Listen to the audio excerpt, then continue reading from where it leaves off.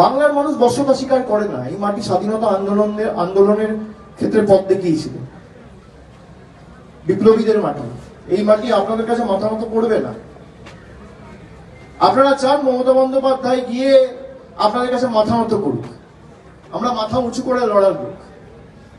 আপনি টাকা দেননি, কিন্তু 12 লক্ষ মানুষকে তাদের আবাসের টাকা আমাদের রাজ্য সরকার বিনা বা কোন রকম কোনো বাড়তি কর কারোর উপর না চাপিয়ে 1,20,000 টাকা করে একজনকে দিয়েছে, যেখানে প্রায় 70,000 টাকা করে দেওয়ার কথা কেন্দ্র সরকারের।